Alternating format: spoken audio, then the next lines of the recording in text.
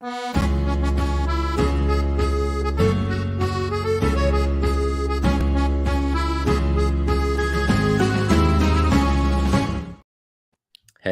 and welcome to Net That Haul.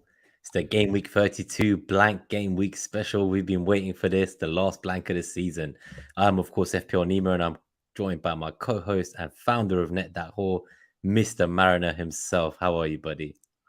I'm all right, Nima. I'm all right. Red arrows, I'm afraid, at this end. I'm not sure what happened to you. I got salad.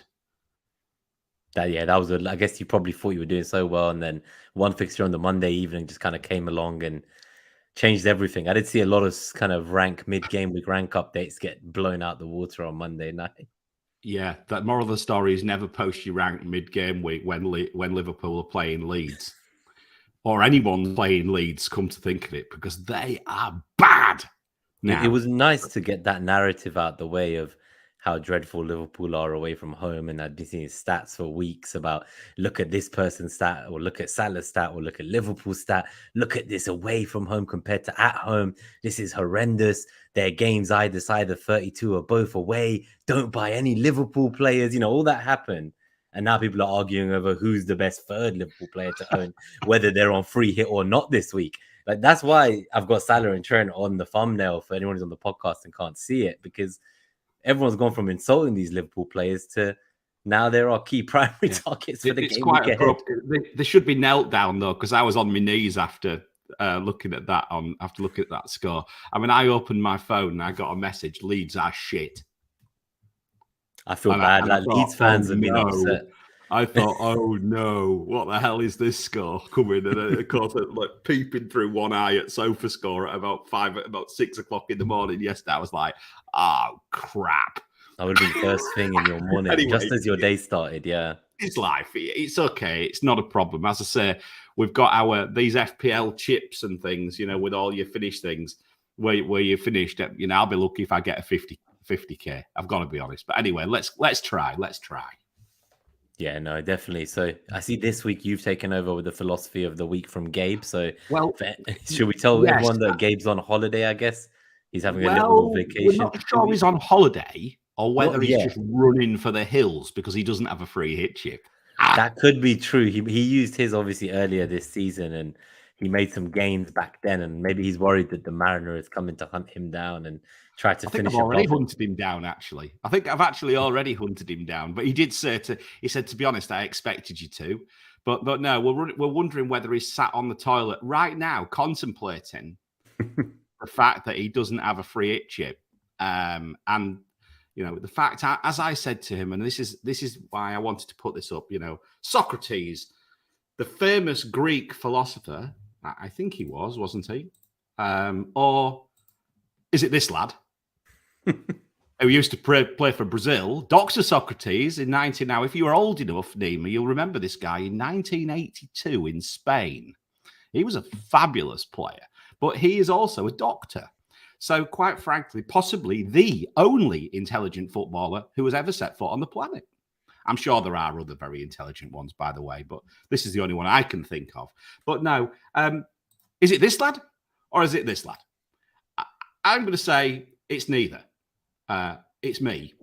To find yourself, think for yourself, especially on a free hit week. Don't be like the herd for everything. Don't be so template that it's a waste of time. Particularly if you're chasing, have a go. Have a go.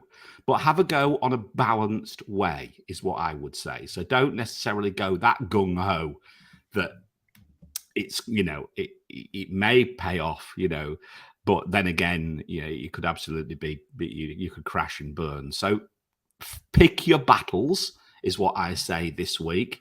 A prime example would be someone like Ollie Watkins. Are you going to go without Ollie Watkins in a free hit? I'm going to give you my answer. Absolutely not. He is in my free hit team because he is playing out of his skin right now, even though he hit the post after 30 seconds, the useless fucker. What do you call him? Woodworkio? Yes. Well, he did, didn't he? I'd say Woodworkio's back. But yeah, find yourself, think for yourself. Just play your own game, guys. And whilst we're on it, can we get rid of some of this faux outrage on Twitter, Nima? It's been What's wild. going on?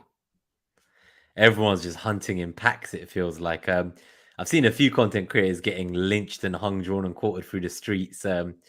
Seen a new common behavior, which is what's your rank? Are you even top 8K though? Like, it's become a bit of a cesspit, hasn't it? The social media FPL community compared to what it's been like in the prior years. And don't get me wrong, I don't mind a bit of backslapping from time to time because, when we get a call right, it's actually nice to actually say it. And of course, if you call yourself out and say, I got this right, then someone's going to turn around and say, I got that wrong. The fact is that play your own game. To find yourself, think for yourself. It's the only way that you will differentiate yourself from the pack is to think for yourself. The only way you're going to win this game is think for yourself. Because if you play the herd, you'll finish in the top 100K.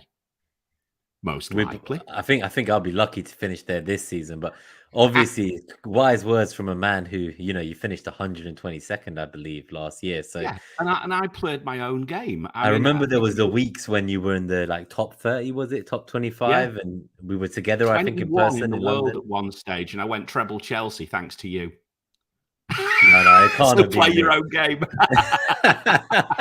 I still remember when you went for those was it Werner and stuff in the double game week? Yeah, I remember. I was on a bloody bus. I was on a bus on a Saturday morning talking to you on WhatsApp, and I said, "That's it, I'm going for it." Yeah, go on, Chris. Go for it. I don't think I went for it either. That's the funny part. Yeah. I think I just talked you into it and didn't do it myself. Yeah. So there we go. It's always good to get your Minileague rivals and take them out of the way if you can, but you still finished ahead of me. So yeah, but just play your own game and enjoy it, guys. For God's sake, it's a game. Let's get rid of this faux outrage. People are going after each other as if like it's kind of a core part of our identity. Like I know being addicted to the game is a core part of our identity, and always looking up the stats and the price changes. Like I'm always on the case, but the only reason we really play the game is to just have fun and meet other like-minded, passionate people, right? Be kind. Be kind. I don't mind. I mean, I'll question them. I've questioned a couple of them this week about some of the calls and put my gif up with the vomit. I don't mind saying that. But the fact is, I'm questioning it from a fun perspective. You know what I mean? I question it from a fun perspective, not the fact that, you're wrong, blah, blah, blah. I always come from I don't think I agree with you.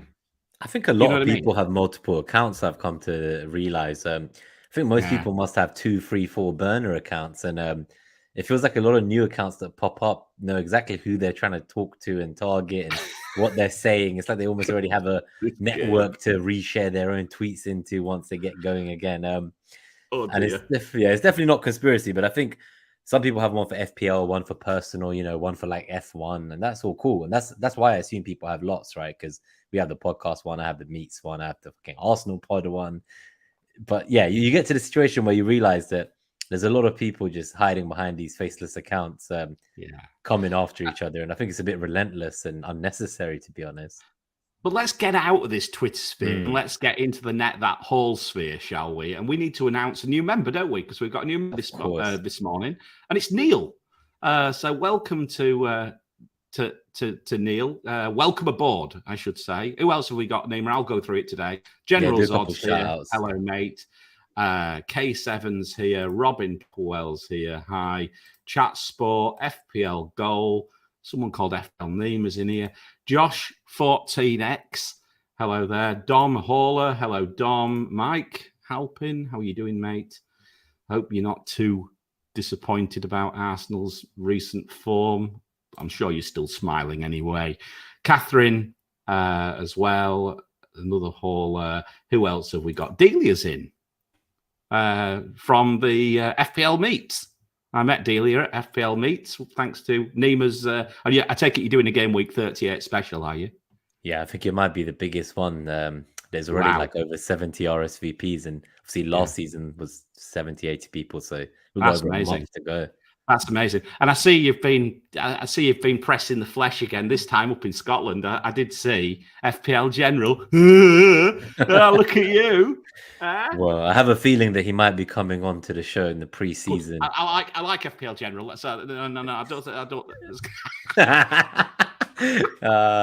Yeah, no, it's gonna be great. So Gabe actually bought Libero and General some drinks via me when I went up to Scotland on his behalf. He's never bought me a drink. I know. I do all his bloody. I literally wrote all his bloody programs for him. He's never bought me a drink. Tight git. I know. To be fair, Mike Halpin in the chat got us both a Liverpool ticket when you came and we went to the Emirates. He did. So there's some great haulers he still charged in the me chat. for it though. Of course. I would too. I remember chasing you up for it, and I had to go to Kieran. Yeah, you did, as usual. It's normal. It was a problem with me accounts. Who else have we got? Julian is in here as well. Julian O'Brien. Hello, Julian. C Hunt. It's Connor, I think, isn't it? Hauler, hello again. FPL Sparta as well. And Mike is keeping the faith. And I suppose we'd better keep the faith and get on with the matchups. Yeah, I think it's good. I'm looking at the previous week's timestamps, and it was 10 minutes or so last time. So we're doing good.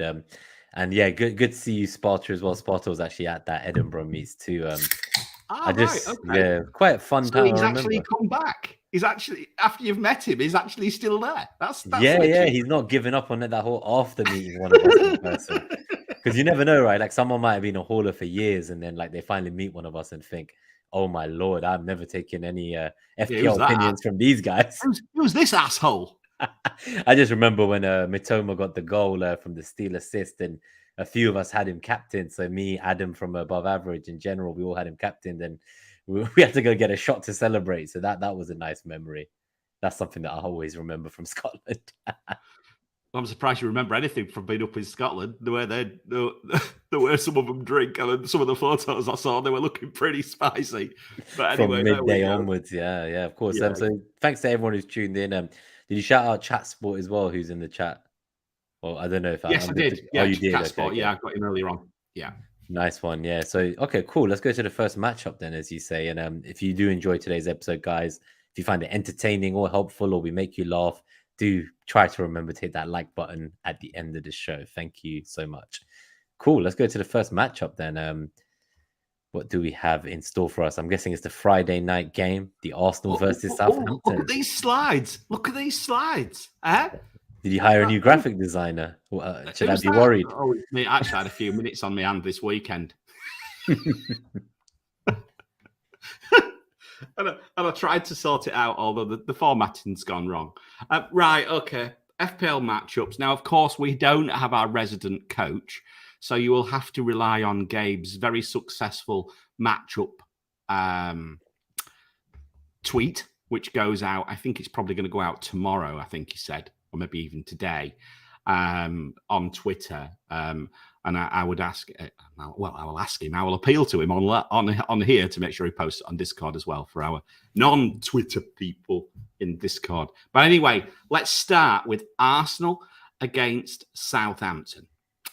Now, this should immediately strike someone as a complete battering. However, interesting enough, the fixture difficulty Nima doesn't quite get it. And I think that's the fact that Southampton have hardly conceded any goals away from home in the last 3 or 4 games. Hardly any. Now, I'm not saying they've not got enough to get past Arsenal, by the way, to get past Arsenal or even possibly give Arsenal a game. Although Arsenal do have the ability to concede 2 goals after scoring 2. Sorry. Let's look at the matchups, though. Fixture difficulty 1.4 for Arsenal, 2.1 defense, 1.4 attack. The NetxG is 2. So if you look at the top, you'll see that's going across the top now. Here's the interesting side of things for this matchup, Nima, and I very much welcome your view as an Arsenal fan. This looks a Martinelli game, if you ask me. 4.4 from the left-hand side zonals. Centre and right are not bad, 3.4, 3.7. Shots on target, 5. Shots in the box, 10.6. and a bit of a headed matchup, but not quite as much as it was initially when I ran the numbers to start with. So I'm going to go with an order of what I would. This is my order for a free hit, and I want to see whether you agree with me, and then we'll look at the other side. I'm going with Martinelli, Jesus, Odegaard. Then I'm going Gabriel, and then I've got Saka right last, and I'll tell you why, because he's just that bit more expensive, and particularly if you have Kane in your free hit drafts, which I don't, but that's the reason why I actually think we can probably get away with it, and I really like Jesus for a free hit. I think he is the definition of free hit. Where are you with this? Yeah, no, I think I'd agree that I'd have Martinelli first. There's no doubts about that. So he's already in. He's my vice captain on my free hit bus team as we speak. He's not going anywhere. So Jesus is also in for me. I know obviously he got subbed just past 60 minutes last game. We're playing City after the Southampton game. You know, some people might think he'll get an early sub here if we were to be ahead as well. Either way, I just think he's chaotic enough that I want him in this team immediately. So just to put it in perspective, I can't remember who it was, but someone wrote a thread and they said that Jesus' number of big chances is like the same or more than Odegaard's, but he's played half the minutes this season. So just the moment he gets in the game, just the volume of big chances that will fall to him. Yeah, I just feel like he's someone I need in this free hit, whether he plays 60 minutes or now. The thing is, obviously, it's the early kickoff. It's a Friday night. You know, deadline 6:30 p.m. this Friday, and I would not be surprised if there's some early news. My theory is maybe Trossard will force his way into the team for one of the front three. And, you know, after especially the last two games, I think maybe he wants to shake up the team a little bit. So I think really it's hard to pick the three now, because if you pick one and they're not starting. Yeah. Like say Saka's not starting or Jesus is not starting, then suddenly I would go and punt on one of the other ones. So I'm going to be there right until the deadline, waiting for the server to crash, seeing if I can get any kind of morsel of news. I guess we all know where we need to be, right? Andy, Let's Talk FPL live stream and just see if it comes out like it did with the last time the Saka news came out. It's the Friday deadline as well, isn't it? Yeah, exactly. For you, it's like 4 a.m. or something. I'm gonna have to get up in the blast. I'm gonna have to get up in the middle of the night for this because it's important. Because as I say, you know, if Trossard starts, it's probably going to be in my free hit team. If Trossard starts, I think I'd throw this away and start Jesus. I'd change the whole thing. But right now, at the moment at least, I would say that Martinelli and Jesus, I agree with you on. I'm on both of them. I do have Saka right now, but that's just because I don't want to make that free hit mistake I saw a few people make, which is sell a player they already owned. Decide by the time the free hit deadline comes, they want buy him back, but actually cost like 0.3 more than you paid, and you can't afford him for the team. I don't think it really hurts people that much, though, because I think for me it does. I looked at it. I bought him for 8.3. No, I got him for 8.3. I can sell him for 8.4. No. I'm not talking about that. I'm talking about the overall budget for your free hit. Oh, my team value's low anyway, but that's maybe because I've got Kane and none of the free hits I'm seeing online have him. No, I'm on 0.0 million in the bank for my draft. Oh, I'm not. And to be honest with you, I have no intention of playing Saka, so I took him out. No, I'll sell him eventually, I think. So, but that's what I mean. So I'm not going to sell him if like I then see at deadline that he starts and 3 other players I've picked though. That's fair enough. But because I don't want to buy him I don't think budget's that much of a concern. I'll tell you what, I do like the look of this with it. And again, the thing is, you know me, I always work in trying to get combinations. And you want to look. There's a lot of talk about captaincy for Arsenal assets as well this week, and I think they are very good calls. And I think, you know, again, quite frankly, I'm not discounting Saka. Whilst I put him 5th, you could just as easy captain him. He could haul, but he hasn't recently. I think he's had one. I think he's maybe had one haul, and that's about the only returns he's had, pretty much in the last 5 or 6 games. We'll look at the metric later, but I do think that, you know, perhaps a combination of Arsenal assets may cover you rather than captaining. Yeah, I moved the captaincy off Martinelli for now. Well, it was never on him; it was on Saka. But I've made Martinelli vice captain, and Salah's my current captain as it stands. Mike's saying in the chat he could rest Jesus, play the last 30 to keep him fresh for City on Wednesday. Entirely possible, and that's why I think what we might need to do here is have a backup plan. who's your backup plan? So rather than going into blind panic, with 10 minutes to go, it might be less. You might find out 2 minutes before deadline. Have a draft ready without Jesus, I would suggest. And that's what I will do. I'll have 2 routes just so I don't have to make any new decisions. Yeah. So have a draft, perhaps. I mean, the obvious in midfield, you probably just replace if Trossard plays, you'd probably just replace him. But if it involves Jesus coming out, then you have to think, who are you going to pick? I put Gabriel down there from the basis of headers, but although that's weakened a little bit, the shot goal predictors are pretty strong for Arsenal, as you can see. 29% of 2 goals, and in fact 28% for 3 or more. Damn, yeah, that's quite big. And 20% for 3 or more on shot on target goal predictors as well, which Gabe runs, which are down at the bottom, as you can see on the screen. Everything points to an Arsenal victory. The fixture difficulty just warns you a little bit about Southampton's form away from home, or not so much form, but just the fact they haven't conceded that much. So, but every time I watch Arsenal at home, they look good. I'm happy enough to bin the fixture difficulty off here. I will be going with 3 Arsenal. The question is if one is a defender, right? So the issue, and that's the thing. And I've not put Ben White up, actually. He was the one I looked at. Interestingly enough, Ben White, I'll give you a sneak peek, makes into the Algo 11. And I've not even got him on the list. So there's probably 6 Arsenal options. Yeah, I think Ben White's definitely one to add to the 5 on the picture. For the podcast listeners, obviously, they can't see this. So it's Martinelli, Saka, Odegaard, Jesus, and Gabriel Magalhaes. So I definitely think White is an option, and he's been making his expected assist numbers for the last few weeks from an underlying point of view been pretty good as well, to be honest. That's quite attacking. So, yeah, I just want to kind of wait and see, but Martinelli's definitely going to be in this. Whether Zinchenko's ready is going to make a massive difference to whether Arsenal can control the game. I think they've really struggled, controlling the last game with both Saliba and Zinchenko out. We're missing 2 very technical players building out from the back for us. So it's been tough, but I think at home with the home crowd on a Friday night, it's going to be a very exciting game. I'm actually going to be at the match, so looking forward to that. It might be the last game I get to see at the Emirates this season, so let's see how that goes. But I'll probably give you my FPL login so you can change my team. I'll see if I can wait for the team bus. Play your own game. Play your own game, Socrates. All right, we'll go to the next matchup, but I think this one was important that we spent like 10 minutes on it, just because this is probably one of the most important, right, of the whole game. Yes, I think so. There's probably 2 or 3 games which are absolutely essential to cover, I think, today. I'm just looking through the chats, and there's a few people, for example, Chat Sport, I'd like to sell Saka. I think I'm holding him for now, but I think he will go sooner rather than later. I think Arsenal he'll become Salah for me in the future.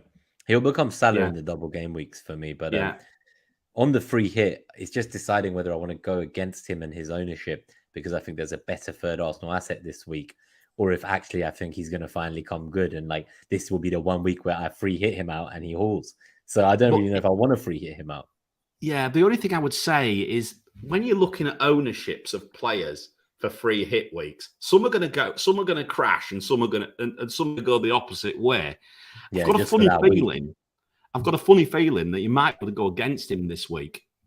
You could do, yeah. I think you could. He'd be more likely you can go against than someone like, say, Trippier and Kane. Like they will both drop, but they won't drop as much as someone like a Saka might, I don't think. Yeah. I think so. I just think there's other options. I think people will be drawn to the fixture, and then they'll think, actually, I want to be a bit different. I want Gabriel. I want Jesus. Or I want, Martinelli. Perhaps you've been getting pissed off not owning Martinelli for weeks like me.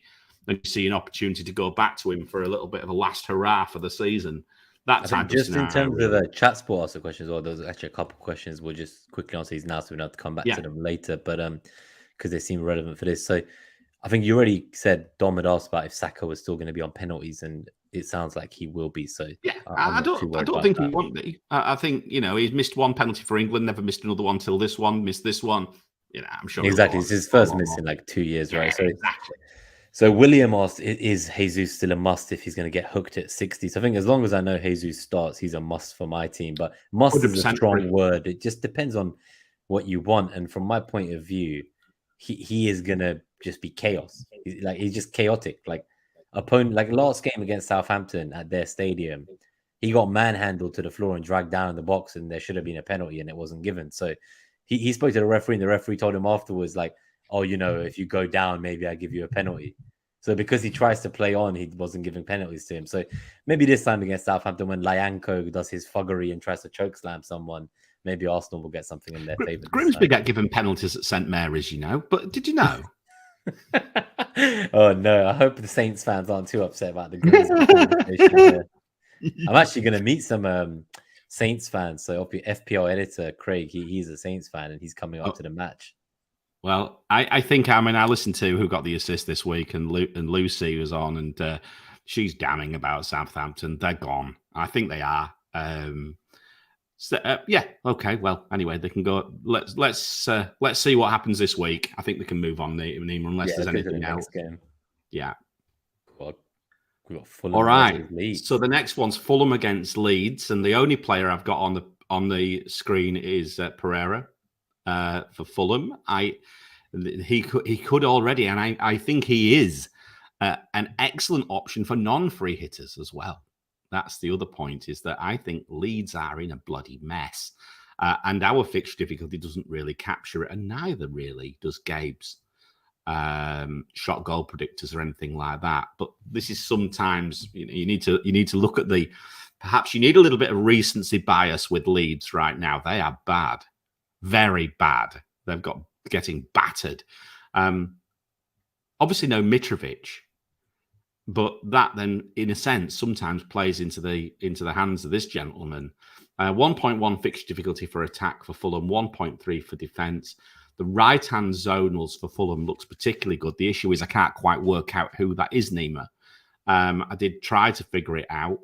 I think William drifts around, Decadova Reed drifts around. It's not that clear who that could be.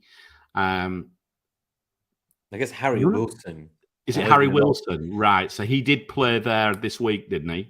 Yeah, he played on that side. And yeah, I think people were talking about him being like a secret pick that everyone's kind of ignoring for the fancy midfielders or for the likes of Bowen, Eze. Yeah. Well, it would support the matchup. So, maybe Harry Wilson might be another. We maybe throw that one in as a free hit option for people, because I do think Leeds are possibly there for the taking. Whether Fulham are on the beach or not, they're probably one of the few teams in the league who were possibly, you could argue, were on the beach, but they just went to Everton, didn't they? And just did what they did up there.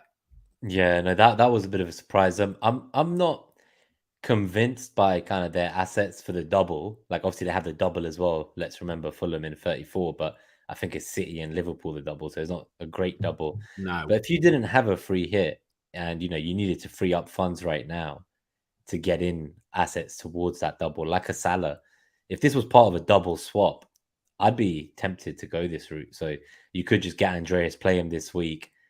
Obviously, he has the double in 34, but you're not going to play him, I don't think. So it's just a nice way to free up money. But worst case, someone gets injured and you've got a double game weeker that week ready to go off your bench. So he's only 4.3 million. On free hit, he's actually my current first bench, but that's just because, like I said, my team value is so bad that other people have like Bowen as their first bench. I have Andreas. So that tells you what you need to know about my team. I don't hate that at all. I really don't hate that at all. I think it's a very, very good first bencher, particularly if you're setting up as 3-4-3, as most people seem to be. 3-4-3, yeah. So, shot goal predictors, there's nothing much there. It doesn't necessarily predict an awful lot. The only thing I would say is, again, Andreas is on free kicks. He's on dead balls. I think he's on corners. Penalties. He's on penalties while Mitrovic is out potentially. Yeah. So I just think he's a fairly obvious. Would you play him? I guess we'll see the kind of the other fixture difficulties. I would be tempted to. I know he's Gabe's secret weapon against the free hitters this week. Yeah. He wants to play him as someone who he knows free hitters won't necessarily start. And the issue is that when you think about points being shared about, if you're talking, who are you comparing this guy with? You're probably comparing him with Palace. Yeah, like Eze, Elise, Billing, even. No, you can be like Billing, Solanke. Yeah. Quite a few different assets in So that you're region. talking about, so you're talking about Billing, you're talking about Eze and Elise. Bowen, Benrahma. Yeah, maybe. I mean, maybe if you Because think a lot of West people Ham only will have get one of something those down at mids. Bournemouth. So Yeah. like, For I don't me, see I many quite teams with like both. him. I You quite do, like yeah. him. I think he's got a lot of routes to points. I think this is the thing I'm looking at. So obviously I had that Trent and Robertson draft for a while, but it looks like it might be more exciting to get a kind of Liverpool attacker, whether that's Jota or Gakpo. So let's say you did have a Jesus draft where, you've got Gakpo in the midfield and you're playing a 3-5-2. You've got Jesus and Watkins, for example. If you then hear Jesus isn't playing, you might want to make Jesus into Jota if he is. And suddenly you need to get rid of Gakpo. And then it's like, this is what I mean. So you might only have 3-4 minutes to make these decisions. So then And he needs to suddenly, get some where cash. do you go with Gakpo? Is that where you then go, okay, you know what? I'm going to get Andreas. I'm trying to free up the money. Or are you actually going to go for that Bowen or Benrahma? Or I know a lot of people going back for Madison, PTSD, I guess. But Good God. Right, okay. But yeah, there's some difficult decisions to make, I think. I think overall there isn't enough slots in the midfield and strikers, but defensively there's a lot to be desired. On that note, though, so Leno, he's someone who I would consider because it doesn't feel like Leeds have a goal in them at the moment. And Bamford's injured again. I think he was injured again. I'm sure he was on currently being assessed according to Premier injuries. So yeah, so he's still he's another doubt again. He seems to be constantly injured this year, and that's not probably one of the main reasons why Leeds have struggled. I think there's no form from Bamford as well. Yeah, I mean, look, Leno is 100% in my thoughts as a goalkeeper option. I think it'll be. I think I'm going to go towards Palace, but I would say Leno might be my number 2. There, I would certainly be interested in him because again, the only thing I would say is Leeds possibly have a goal in them. That's always the chance. They've got a few flair players there who can bring something out of nothing. Sinisterra players like that. So we'll have to see. But I do think that Leeds they're in a real mess, and I think they're there for the taking this week. Whether you think they're going to keep a clean sheet or not, Fulham remains to be seen. It possibly suggests it by the fixture difficulty, and NetxG is 0.9, which might suggest a goal for Leeds. Yeah, it does seem they could get one. They're just as likely 39% to get 0 goals as they are to get 1 goal in the shot goal predictor as well in the NetxG. So yeah, it's going to be tough. But to be honest, both teams are very similar. To me, this screams of like a 0-0, maybe a 1-0 to Fulham. Like, I don't see much going on in this game. So again, would you really want to start Andreas just because he's on penalties?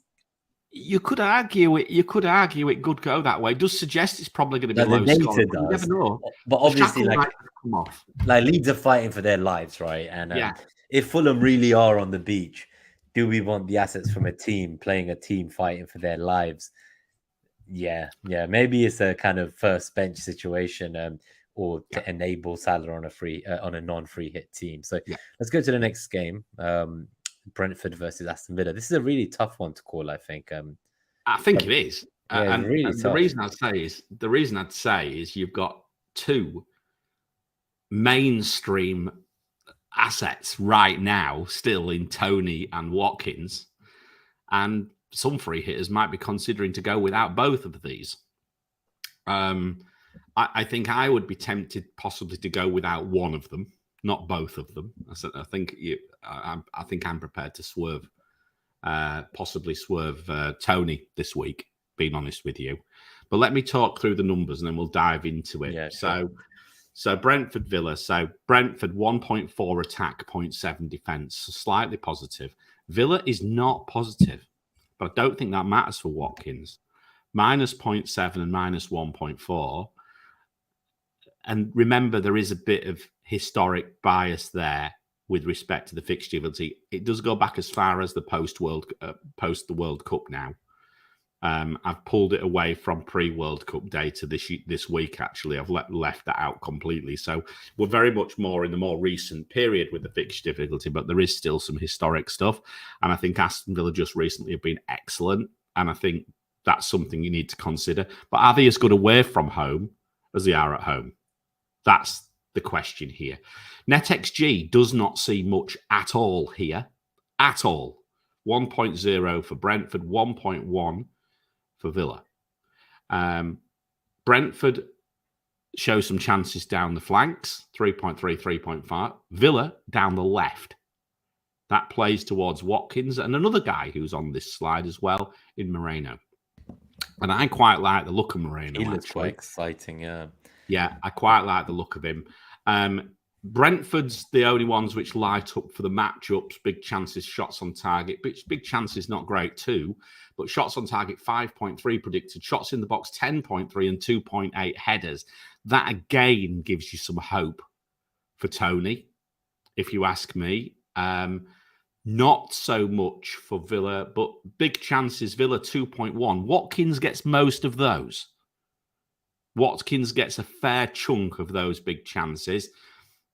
Does Watkins only need one big chance to score this week? I would argue he possibly does. That then means that his ownership's going to be so high, I don't think I'm going to back against an in-form Ollie Watkins this week. Nima, where are you on this? Yeah, no, Watkins is in my team. He's not left it. I did sell Tony, obviously, in game week 30 to get Holland back. So I feel like I've done all right to dodge any hauls from him in those 2 weeks so far. For what it's worth, it hadn't really crossed my mind at all to buy Tony back. I don't know if I've got a blind spot here or if I'm biased, but I just felt like with these guys, like, you know, I kind of, something I want to say. So obviously I play fan team and it's more of like a daily fantasy sport. So like you might play 1 game week. And in that kind of situation, you're always trying to kind of, stack. So like you might get like 2 free defenders from the same team just because if 1 clean sheet gets saved, you've got 3 clean sheets from your free defensive stack. So like you might have something like, let's say 2 Palace defenders and the Palace goalkeeper, and you will make sure you have no attackers from the opposition team because you're just trying to maximize in 1 game week how you can win first place and get the cash for that 1 game absolutely. week. And that's why I wonder if a free hit should be looked at a bit more. So although I've been very EO focused this season, this is a week where I'm more willing to, I don't want, like I've got Kane and Trippier right now. I don't want Kane if I've got Trippier. And there comes the discussion, and we'll save that one for later. This one's not so much a problem because, of course, because they can both score. But that said, if but you want to kind of hedge one direction. So let's say if you did want to get Moreno, I would now use this as an opportunity to get both Moreno and Watkins and just fully hedge the Villa win. Correct. If I am going to go with this, if I am going to go with one, if I'm going to go with without Tony, I would go both Villa. Yeah. That could be quite interesting. And that's something I could do if I am going to now go for a Liverpool second attacker and get rid of Robertson. I do need another defender. Yeah. So I think Moreno would probably be my man if I was going to do that. I think, given the form and just looking at him, he's involved in everything. I watched the Villa game. I was very impressed with them. And it was the early kickoff, which is all right for me in Singapore, right? But yeah, I was very impressed with him. He gets high up the pitch. He looks a good asset. He's a bit petulant. He's always got a card in him. But yeah, I quite like him. And I think, could I go against Tony this week? Yeah, you could argue you possibly could. That said, Tony has the ability to just, he has the ability to score goals, and Brentford at home are still a tough team to beat. I'd love to see the Bournemouth FDR when we get to that game, just because I think there's a lot of teams I've seen with the likes of Solanke. And if you're like saying, money is no problem for certain people, in that scenario, if money is no problem and you can truly afford Tony over Solanke, I would in that scenario want to have Tony in my team over Solanke personally. But that's why I'm interested to see what the Bournemouth data is saying, because is that maybe a better matchup than this one is? Because it's obviously away from home. It's not great. And if you like Tony, then your obvious thing is to go in on Palace in defence alternatively, I think. And stay away from Moreno, Yeah. Now, if you're looking at the shot on goal predictors, again, relatively low, Nima. Relatively low. Not an awful lot happening there. So there's this, again, possibly suggests not necessarily a that high scoring game. That said, I don't think I can leave one. This is why I think I can possibly go without both of them, given the fact that I just think this could be a cage. Gabe's data suggesting quite a cagey affair, and I think mine is too. Apart from the matchups for Brentford, which lights up a bit, might suggest saves. It might suggest saves for Martinez. I think Emi Martinez could be like a whole machine in this game. Yeah, there's another one. Martinez possibly for saves. It could be. I think this game for me, so with the Fulham Leeds one, I was saying I thought that would be like 1-0 Fulham, maybe 0-0. This one I see more as like a 1-1. I'm not sure if either team's got enough to win it. I think it's going to be a tough match, but I'm happy to own Watkins for it. I think that's probably all I'm going to have from this match. Yep. I'm not looking to invest. Probably will be the same. I think this is the idea, right? For a game that's cagey, and I'm not sure which side is necessarily the one that's going to come out on top, and I don't think it's going to be very high scoring. I don't really want to be having both my strikers out, 3 strikers from this match. So I think you pick your poison, you back one of them, but depends how your style of play is. And we are starting the questions in the chat, guys, so we will come to the questions in the Q&A. Yeah. Okay, keep going then. Sounds good. Next matchup is Palace versus Everton. Yeah, and this is very interesting because it's been a big run, certainly on Twitter, about our friend, whether it be Eze or Elise. And God help me, I've even heard John Ayew mentioned. I have seen Ayew mentioned.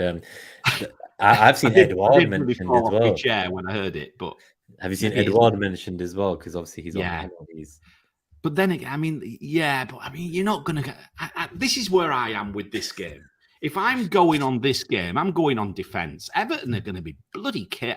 I'm sure they're going to be just trying to... He's going to try and shithouse his way to something down there. It's a tough place to go. I know that Palace are playing a lot more open right now, but do we expect this to be a massively open game? I don't think I do. I also don't see it on the fixture difficulty. 1.1 for Palace, 0.8 for defence.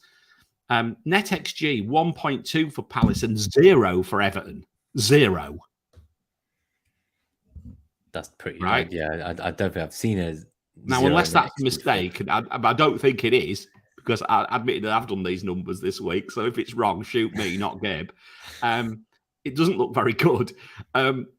Crystal Palace's matchups, 2.5 big chances, 4.9 shots on target, 11.6 shots in the box. There's some hope. And Everton, 3.1 for headers, is the only thing of any interest. Looking at the shot goal predictors, they're all red. We're talking, this has got 0-0 all over it. If you're talking about the statistics. If you talk about the statistics, it's got 1-0 Palace or 0-0.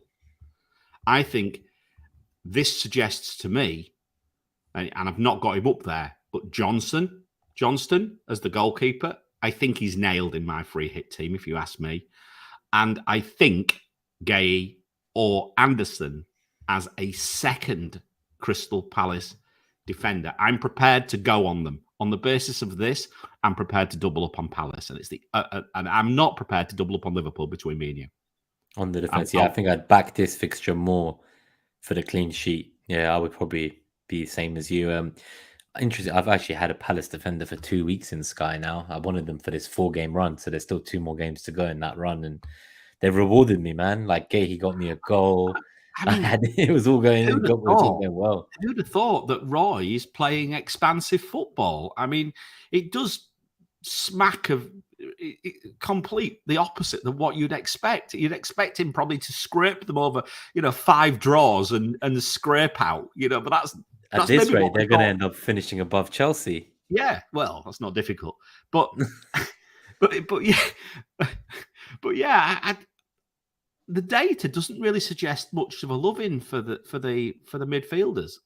I think from my point of view, so Eze, he's had 3 shots, 3 goals. Yeah, that's what the 3 goals have come from 3 shots, I think. So I'm a bit, just nervous about kind of the sustainability of those kind of returns. I think he's an absolute baller. Don't get me wrong. It's frustrating because I prefer Eze. But I was speaking to Chris Tan, who does the captaincy article for the Hub that we speak about, right? And his perspective, I think is that this is more of a Elise game. So like reluctantly, he'd rather go for Elise, even though he would want Eze overall. So I've been on Eze this whole time because I caught the price rise. But I am starting to think that with kind of the set pieces that, Everton have been struggling to defend against, Elise delivering those in could be gold. He could be getting 2 free assists if Palace do That'll go be on. Elise against Mikolenko, won't it? I think so. Or is it a Miko will be there, helped out by Yeah. Okay. So that's that. And on the opposite side, and again, I think this is not credit to me, it's credit to the fact I listened to Planet FPL's pod on the train yesterday morning. But James was talking about the fact that what's his name will be back. Coleman should be back. So if Coleman's back, that might tighten up the opposite side. But if he's not, then that could be a problem. I mean, look, I don't like it. I think Everton are in deep trouble. I do. The data doesn't suggest a haul. I think you use your gut if you think it's if you think it's that, but there's nothing much more to support it other than very much recency bias. And then which one do you want? Could you go the wrong one? Absolutely, you could here. There's a possibility the points are going to be shared around. And that's why I'm drawn to the defence. That's why I'm drawn to the defence. Double midfield? I don't think so. Some people have talked about that. I think if I was going to go double, it would be the goalkeeper and a defender. I don't know if I go triple because that's the thing. I've seen teams where you have both the defenders and the midfielder. I've had drafts that way. But then I ran this and then I changed my mind. That's the thing. So I think realistically at the moment, I'll probably have 2 at most, like maybe goalkeeper plus a mid. I don't know if I can go there for the defender. Yeah, I think I'm going to do double defense. There is a possibility that Calvert-Lewin's back. Played 70 minutes apparently in the behind closed doors friendly, so that could give them a bit more. Could give Everton a little bit more teeth, which is always a slight concern. But yeah, I just think that this is a relatively low scoring Palace win, and I'm going to back the clean sheet. Yeah, I'm definitely backing the clean sheet. I'm going to pile in on the defensive assets. I think Palace are a decent team for those without a free hit as well. So if you don't have a free hit and you need to get someone who, like a 5.5 mil midfielder who's going to enable other upgrades like Salah that you might not be able to easily get to, or Trent if you want them long term, you probably want to kind of, I guess, as a non-free hitter, you probably want to prioritize which Liverpool assets you're going to get this week for this week and the double. And then the enablers around that are probably likely to be Palace. I guess I'm just looking at IBK's question as well about is Gaeta still out? So that's a good question. I would assume that if there was any kind of threat, like yes, people would have talked about him by now, but Johnson seems to have picked up a lot of momentum. It will be tagged on April the 14th. Gaeta and Zaha, both making good progress, will be targeting games at the end of the month. So just this one fixture should be fine. Yeah, I guess on a free hit, not on a non-free hit team. Okay, cool. And I can't interest you in Edouard with the penalties. I just think there's more options up front. It's very difficult. I mean, as much as I quite like him, and in fact, I said to Gabe, I was convinced someone was bloody listening to me because I was talking to Gabe, and next thing my phone pinged and someone was asking me about Palace. I was actually thinking about Palace 2 or 3 weeks ago, a couple of weeks ago. Who would I go for? And of course, in my normal team, when I don't have my free hit, I can't find a place for a Palace player in midfield. No, I would not want to hold them. But then I was thinking, can I find that third striker spot for them? And then I looked at it and went, which one? Yeah, like I'm looking now and I've got this 3-4-3 with Eze, but I'm questioning, like, do I really want that? Like, is someone like Ben Rahma on penalties more exciting? I don't know. Bowen, if you've got the money. Yeah, I think that there's a lot of options. And this is the problem I'm seeing, which is one of the reasons why an Arsenal defender might appeal, because we're saying there's a lack of defenders. And then by having Martinelli and another mid and Salah, I'm kind of stuck because then it is a bit of again, if you there's loads of exciting free hit picks, right? There's aren't we trying to be different? Most people, there's not most people. There is an argument to go for the jugular here for for Arsenal. Going back to Arsenal, they need goals. That's to why forget the clean sheets. Yeah, I just especially see them. at home. Most of the Yeah. clean sheets were away from home this season in the first place. Yeah, and the home defense's form is nothing like as good as it used to be. So no, that's where I think I am with them. So I'm going to back Palace. I'm going to back Palace for a clean sheet. I'm not sure which of the strikers, of the midfielders to go for. So I'm probably going to leave them alone. I like that. Yeah, so I could, once I get the defenders in, or the goalkeeper anyway, at least, I could move on the midfield slot and get someone else there. Yeah, that's quite an exciting option. I need to tinker a bit more at the end of the week. I think I'm going to leave my team alone until Friday and then just have a mass tinker on the way to the stadium. Try not to overthink it because there's still things can happen. Yeah, I don't want to be planning it over the next few days. No chance. No. I've done my tinkering now, just preparing for the show itself. So I'm going to do the same now. I'm going to park it for a day or two. Well, we get to the Leicester versus Wolves game. Yeah, and this is interesting. And the only player I've put up here is Maddison. But that's only really, and I'll tell you what, I have not had chance to put Castagne up there.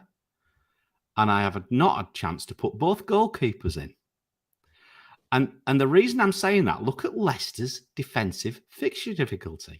It's one of the best of the week. 2.4. Wolves are not good away from home. Now, I'm not saying Leicester are good at home. Don't get me wrong. But Wolves are not good.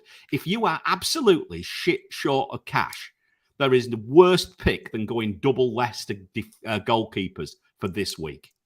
Iverson and Ward. Oh man, I could get some real. This is like game week 1 all over again. Yes, we've come full cycle. There is a play here on the numbers, and let me talk you through why I think there's an argument that this could be the way to go.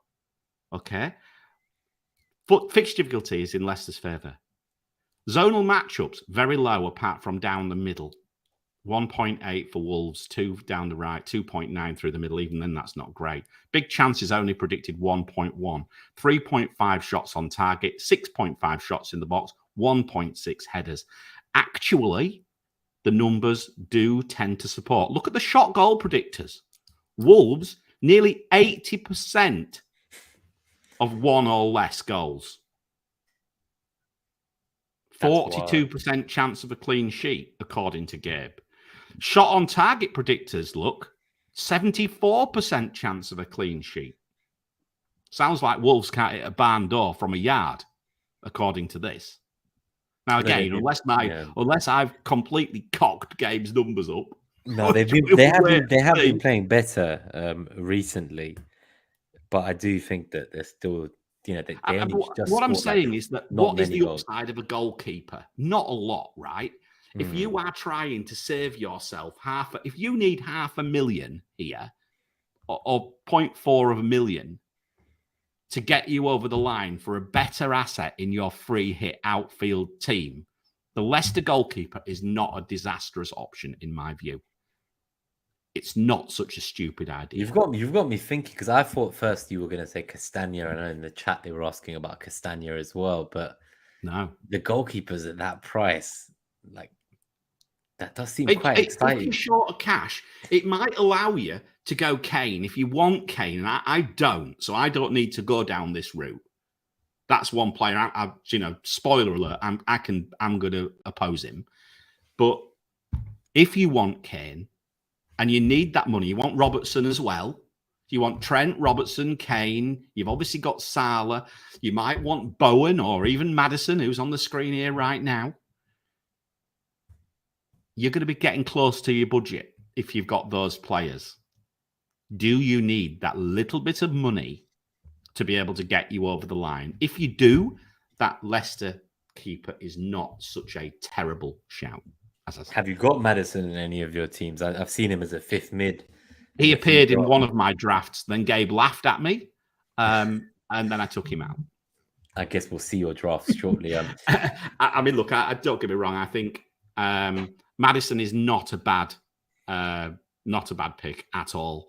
If Leicester get anything, he'll be involved, but he doesn't suggest they'll get an awful lot. This again suggests if I was to look at this could be a 1-0 Leicester win or a 1-1 draw. That's where I am with this. I don't see an awful lot in it. Wolves particularly not playing that, as I say, away from home, are not that great generally. Leicester's matchups light up a little bit. 5.1 shots on target, 8.3 shots in the box, and 2.6 headers, which might give you an assist for someone like Maddison. I've not been on Maddison on my free hit or before. I do think that the people who are looking at Maddison are ones who didn't have him, and the ones who did have him are looking to like not have him on the free hit because they've suffered. Whereas the people who didn't have him think he's a good punt against Wolves at home. I don't know what to make of it. I mean, Wolves' shots on target only gets as far as 1. I don't think I've seen that this season. 74% 0, 27% 1. Definitely not seen that. Fucking hell. Must be like, I mean, I thought it was bad watching Grimsby. Fucking hell, it must be awful watching them away from them if they're like that. I mean, again, I'm not saying that they are like that. I'm just saying if games numbers came to pass, that doesn't suggest a very interesting game, does it? No, it doesn't sound like a match I'll be tuning into unless you're a fan and not one for the neutrals. Unless you're on Leicester goalkeeper, Nima, then you might. Then you don't want to watch it, though. Yeah, very true. If I've got defenders from a cheap assets I from hate the watching defensive, I don't want games to where watch. I only own a defender. I can't watch it. I'm the same. I'm like, I don't. I set an alert on SofaScore for my phone. Yeah. And if it pings, I'm like, oh god. Oh. I just try to hope that it says 0-0 every time I look at it. Yeah. All right, let's go to the big game, the second blockbuster game. So you might have noticed a slight change to the slide. I think I got a little bit cheeky last night when I started to prepare it. I can see that. for the people who are listening to this, we have the options that I have identified for Liverpool, going left to right. Trent, Robertson, Salah. This is at the back, by the way. Jota and Gakpo, looking very smug, I hasten to say. And then at the front, we've got little old Darwin Núñez just shrunk in the front of the slide, because I actually think that's the way that I would consider him as an option, a much smaller, lower option than the others. Let's talk through the numbers and then we'll try and get into a 1-2-3 again. I think this is the other game, which we really need to get into a 1-2-3. Here we go. Liverpool's fixture difficulty, 4.7 positive against Forest and 2.1 defence. NetxG of 2.3. Left, 3.6. Centre, 3.8. Right, 3.3. So slightly better down the middle and the left than the right. Interestingly, those numbers are not that high. But this is where it gets interesting. Big chances, 4. Shots on target, 6. Shots in the box, 13.4. Headers, 2.5. Forest, 0.2. NetxG, 0.2. And then we start looking at the shots on goal, shot target predictors. Liverpool have a 40% chance of 3 or more goals. We don't often see that. Scary, yeah, that's scary. And that was by shot goal and 30% by shot on target. Forest has 74% chance of a blank, according to this.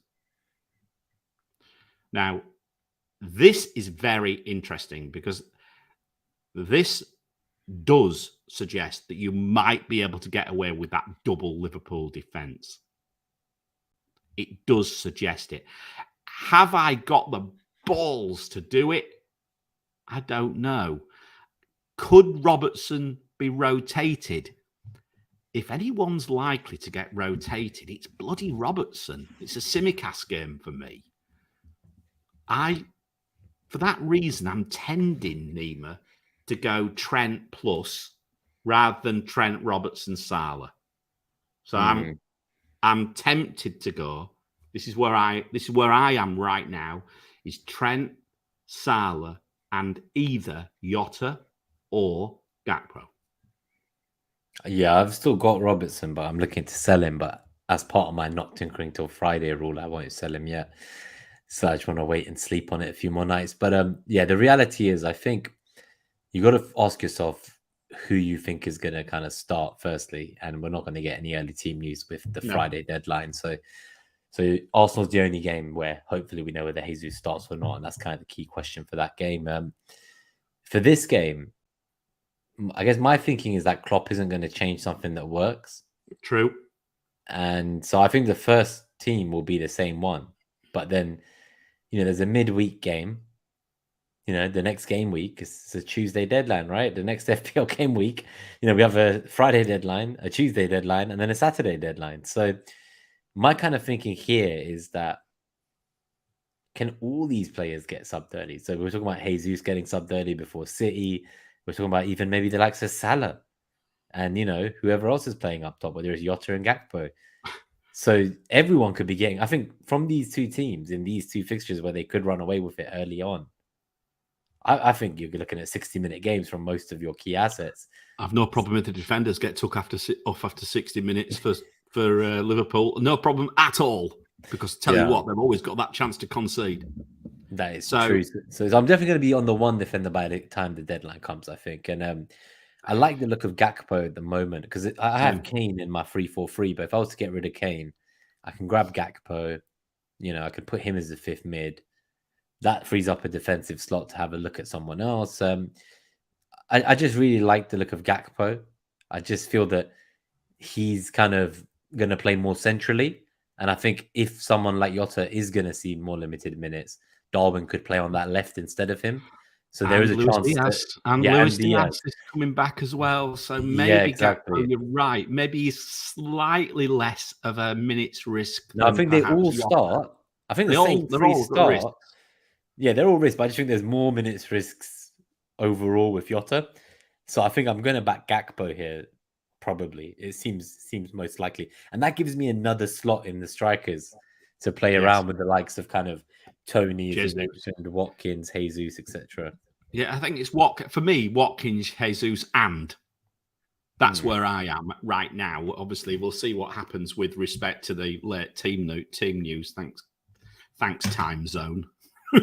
But yeah, I mean, looking at the shot goal predictors, I mean, it's crazy. I mean, as I say, this has the makings of an absolute slapping for Forest, much to my disappointment, because I do. I mean, you know me, I've got a bit of love for Forest from the history in the past. I think they're in deep trouble. I think they've not managed to gel a team, and they've obviously had loads of injuries, and now they're going to get completely. They're going to get fucking battered, man. It's going to be I can't see them getting anything out of this. I wouldn't be at all surprised if we aren't in 5, 6, 7 territory. Honestly. Wouldn't be at all surprised.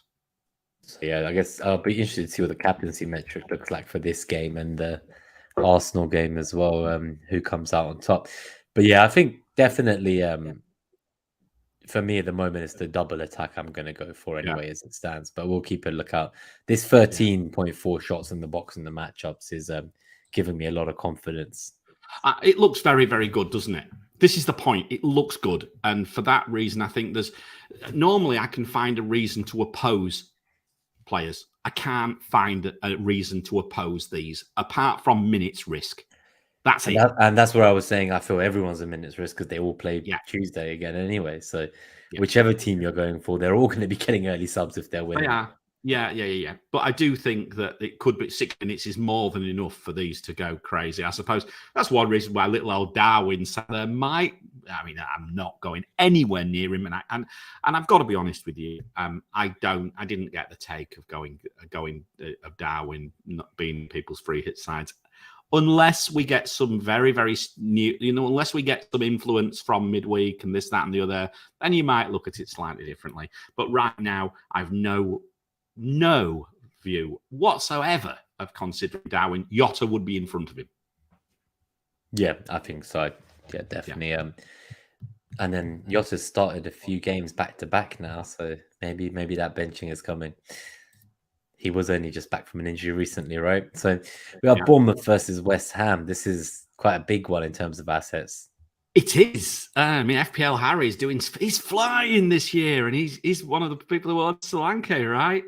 Good call. I have to say, he's been a player who I've spotted, but I've never had the chance to get to him in recent weeks. Bournemouth at home are a decent side. In fact, Bournemouth's form's very good. They could be safe this weekend if they win. It's huge. Let's face it, West Ham are not that great. And this does suggest, the fixture difficulty does suggest, Bournemouth slightly over West Ham. 1 attack, 1.2 defence. NetxG suggests 1.5 for Bournemouth, 1.1 for West Ham. The Bournemouth central matchup leaps off the screen, Nima. 3.9. It's the only one which is remotely interesting there. And Bournemouth's big chances, 2.4. Shots on target, 4.8. Shots in the box, 8.9. And headed matchups, 2.6. Again, suggest Bournemouth midfield or attack. And if you look at the shots on goal predictors, Bournemouth have a 27% chance of 2 goals. If you talk about shot goal predictor, but on shot on target drops, so they're not so accurate. West Ham, on the other hand, shots on target, 72% chance of blanking. Damn.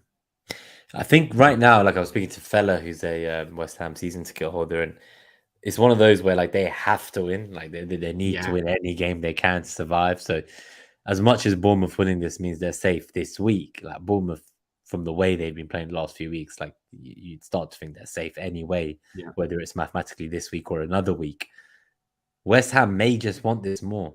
Yeah, well, there is that possibility, and that's why I've got Bowen on there, because there is just that little shade of green on that right matchup, which might give you something for Bowen. He's just expensive, and again, would you prioritize going Robertson or Bowen? I would argue I would go Robertson, even though I've been falling over myself laughing at how bad Liverpool are. Forest are just worse. And therefore, if I was short of money, I would sooner throw my money into that Liverpool Forest fixture than I would this, because Bournemouth need one more win. And they are in, and they'll be absolutely cock-a-hoop from beating Spurs this weekend. What? I can't believe they won that game. I thought they'd be content with a point. I didn't laugh much.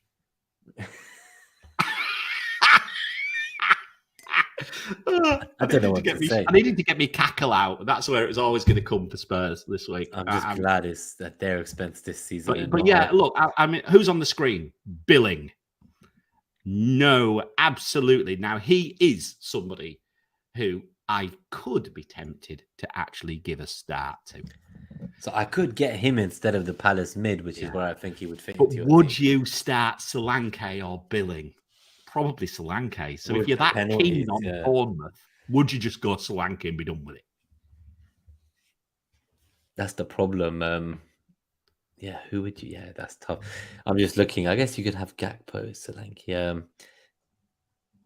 I could end up with a midfield and strike force that's just Liverpool and Arsenal plus Watkins. Like that could be it. It's like Liverpool, Arsenal, and Watkins. That's the entire front line and midfield line. Yeah. Like I don't think and that is the definition of a free hit. It's a free hit. You're going for it. And I've got no problem with just that. Just fully invest in those teams plus Watkins, who I can't say. Although saying that, would you go without Trent? No. Trent as well. But then that just leaves 2 defenders and a goalkeeper. You've got one more slot. Because you can't play all of them, right? So I'm looking now. If I had Gakpo, so I'd have Salah, Gakpo, Saka, Martinelli as the 4. Yeah. And then Jesus. 5. I see, Watkins is the other. So there's still one more. Yeah. So you got one more slot, basically. I see having 5 of this. I see having 5 Liverpool or Arsenal assets in that top. So who's that other? So 5 out of 7 are going to be probably. There's only one. I've only got one slot to go for. I've got Watkins, so I've got one more slot. That's where So I am. then that's where it's like, is it Eze? Is it Billing? Is it Solanke? Is it Bowen? Is it Ben Rama? So that makes it tough because that then kind of makes me lean back towards Robbo again, because then I can get like another midfielder from one of these teams where we can currently only get one into our team. You're sort of like looking at Gakpo, Solanke, Billing, Yotta-ish. Yeah. Yeah, I see what you mean. Yeah, it's tough. Ish. It's not easy. I mean, look, Val in the chat is saying that Billing's the best Bournemouth finisher right now, has always outperformed his XG this season. You know, is that because he's excellent or just lucky? I think Gabe's had Billing for a while as well. But no, look, I really like, I really, really like Bournemouth this week. I have absolutely no problem. I mean, hell, you know, you could even argue you could have a go on the goalkeeper looking at that shots on target. Yeah. You could even go on the goalkeeper. If you really want to go differential, I know Delia in the chat was looking for differential goalkeeper, and Leno was an option, as we said earlier. Maybe Neto is another option. Yeah. So as I say, like, you know, it's at the end of the day, it all comes down to what you want. Play your own game. We're just giving you options today on Net That Haul, aren't we? That's the idea. Yeah, especially and trying to make cases for them and against them. I do see Bowen as being very much talismanic, and really, who else is from West Ham? Only really Ben Rama, because he's on penalties, I think. That's about. Yeah, I don't think I'd go anywhere else apart from those two. No. Cool. Let's go to the big one. So I was shocked when I saw the bookies odds for this, like Newcastle v Tottenham. I was looking at some underlying numbers, and it just shows that Newcastle are going to absolutely they're going to batter them, run rampant. Seriously, there is like total battering. Yeah, they're going to batter them. I mean, everybody, Spurs fans said they're going to batter them. Everyone, you know, James on Planet FPL is already ready for an absolute hammering. Kieran Trippier and Isak have put on the screen. It's such a shame that Glass Legs is injured, because I think I would. This is a 100%. If St. Maximin was fit, he would be in my free hit team, because he's a quintessential free hit magnet, because he can absolutely haul, which is what you really want. And this fixture is lovely. 2.9 attack fixture difficulty for Newcastle. Is that the best of the week? 0.9 defense. 2.9, Nima. NetxG doesn't quite follow it. 1.5. So there's the slight downside. But everything else lights up. Left, not so much for Newcastle. Centre and right, 4.4 down the middle, 3.9 on the right, 2.7 big chances, 6 shots on target, 11 shots in the box, 3.3 headers. Suggests Trippier potential haul for a start. So he's going nowhere. If there's one player I am not opposing this week who is high EO, it's Trippier. Absolutely not opposing him at all. I probably prefer Isak over the others. I mean, I've even Joe Linton in a draft. I saw that on Twitter. I thought you lost your mind. No, I fell off my chair. I think I put a GIF on that was falling off my chair, because normally what happens when Joe Linton's in. Oh yeah, Willock as well. Yeah, Willock, another one. Willock, Joe Linton are sort of like hiding in the outside. I wouldn't be all surprised if I don't go 2 Newcastle in my free hit. There's my possible third player. It could be Isak. Isak could be the last one. Yeah. Penalty. I really like this matchup, and I'm a matchups guy.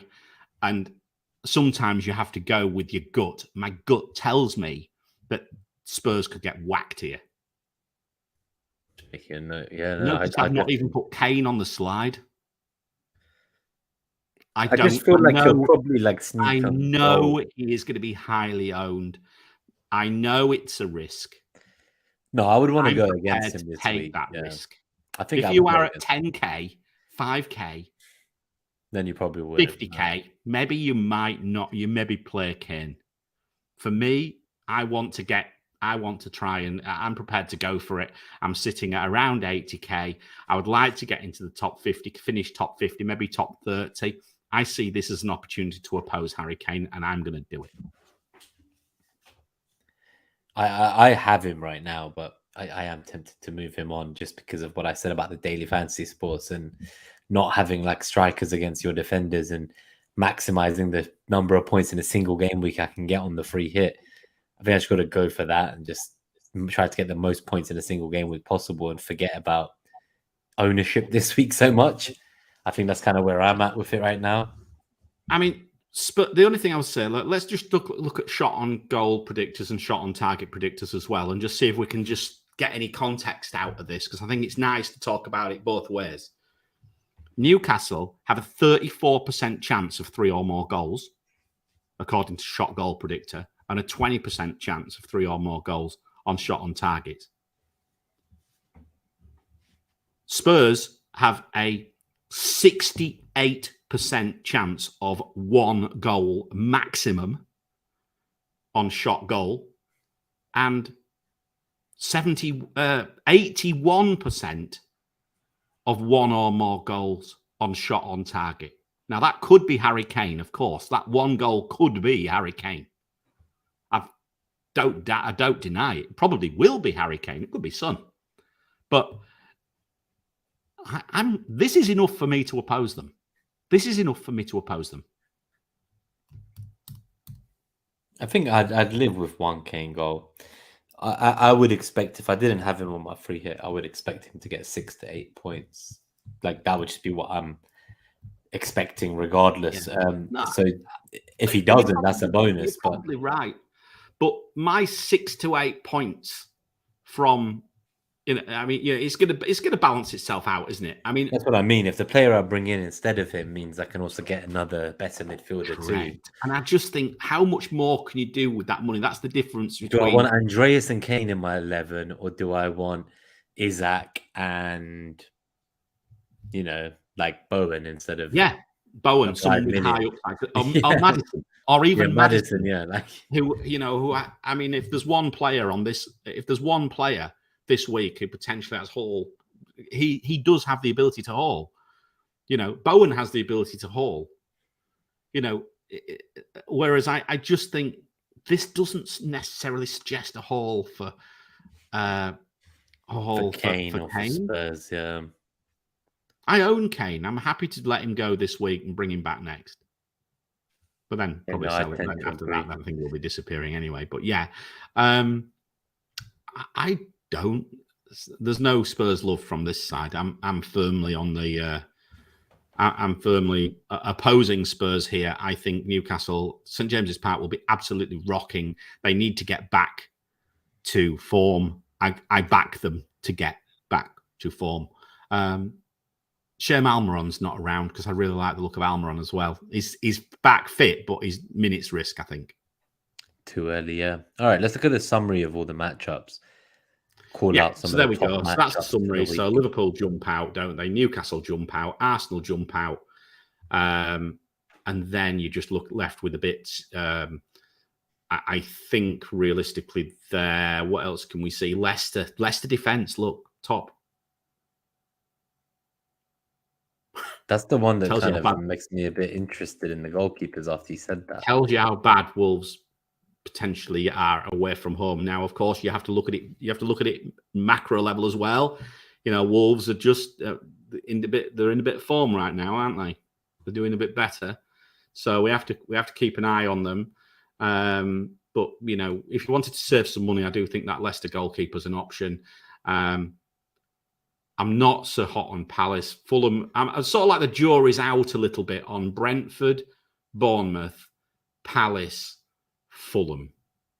That's where the jury's out a little bit. I think you could argue you've got in all those fixtures, in all those teams, you've got the ability to oppose players.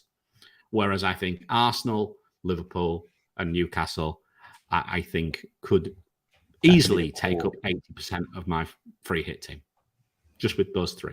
It's interesting because I hadn't really considered Newcastle. I kind of thought that would be a tough game, both teams battling it out for top 4, but Spurs have looked pretty bad recently, and Maybe there is a case to have that kind of Newcastle attacker. Maybe I need Isaac instead of Kane. Maybe that's where my difference. I mean, that's the point. But I mean, this is the definition of a free hit. It's a free hit. Yeah. Do you want to go? I mean, of course, Trippier can get points and Kane can get points. But isn't this perfect opportunity to go double Newcastle rather than Newcastle and Kane, rather than Trippier and Kane? To me, it is. There's a chance. That's why I like the idea of free hitting with someone like Isak. It is a very, very strong possibility it could be in one of my free hits.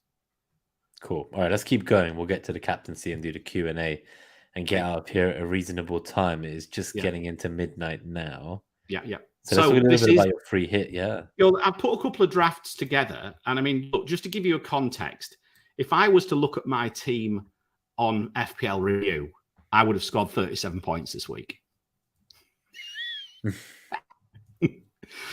These drafts score 64 to 65 points, both of them predicted on FPL Review. That's on the massive data model because I do subscribe to it. So I don't know whether what it throws out on the free model. I've no idea. This is where I am, right? And I think it's pretty much similar to what we've been talking about all the way through. Johnston in goal for me. I think he's a lock.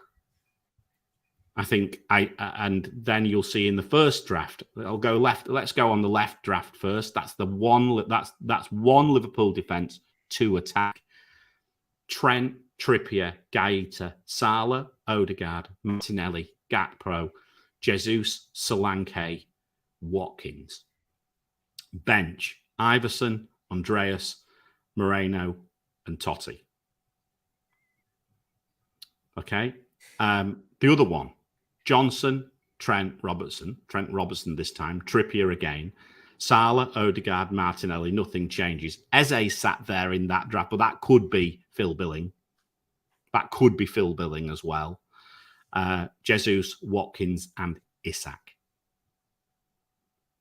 So it's basically, I'm really hot on Jesus as a free hit asset unless I get the news that he is not going to play. No, he's not starting, He's not going to start. So basically the sort of like slot I've got is that Solanke. It's that one strike.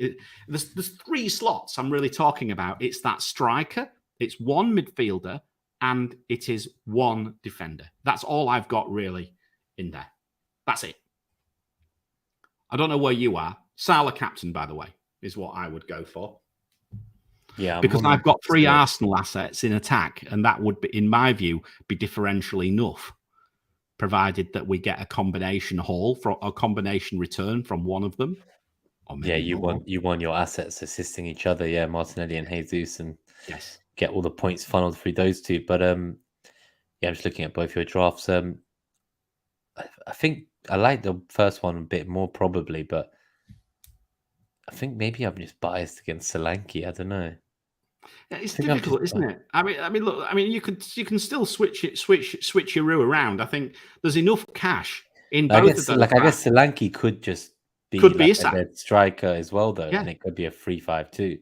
Yeah, I mean, that first draft, Isak could come in for Solanke, and Billing could come in for Andreas. I think. Yeah. No, I guess it's flexible. That's the key thing. Yeah. You can change I think that's where I roughly come. That's where I roughly am. That's my own thoughts. If you move it on, you'll see the Algo's thoughts because I've actually got my Algo which sits in the background. Let's see what the Algo thinks. Let's see what that throws out.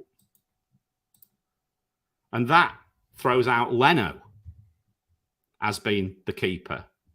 It has Ben White, so it goes with the Arsenal defender, and it goes with Ben White rather than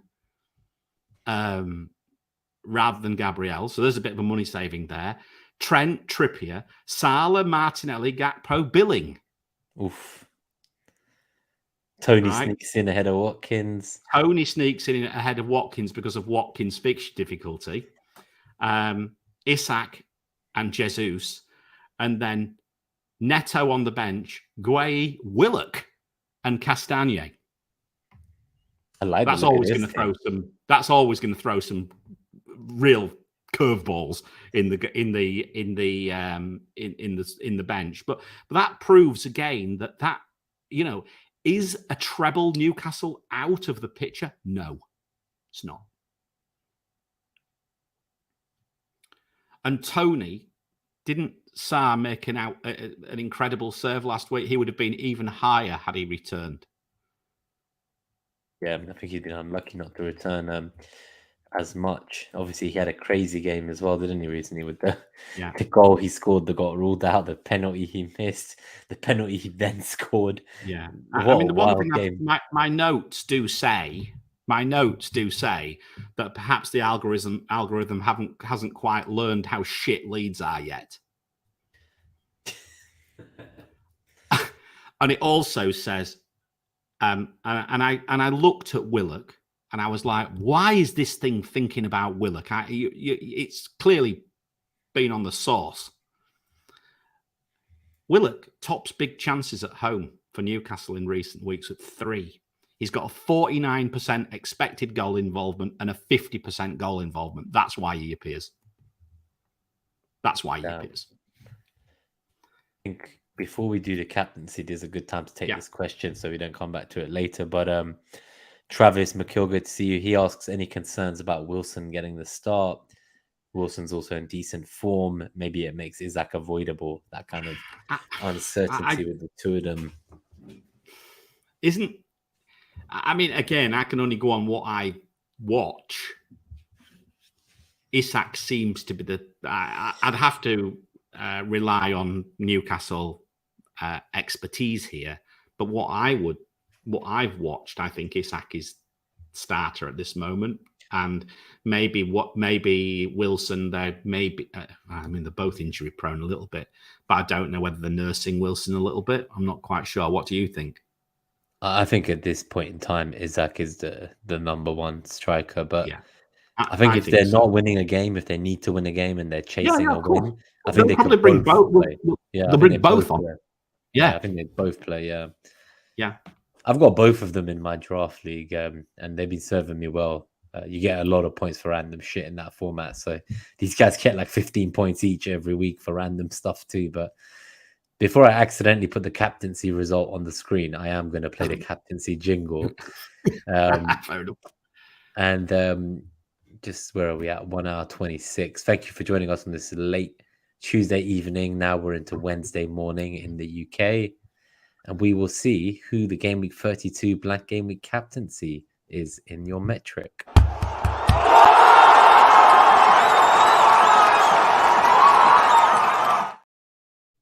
And for the first time in what seems like an age, it is Mo Salah. An age. I cannot remember the last time that Mo Salah was captain. I think this is the longest break we have had from a Salah captaincy metric shout. Probably as long as we've been doing Net That Haul, Nima. Let me talk you through it. He's got a 94 metric, which is higher, significantly higher than Martinelli in second and Trent in third, with Gakpo holding literally right by him. But we'll talk about it.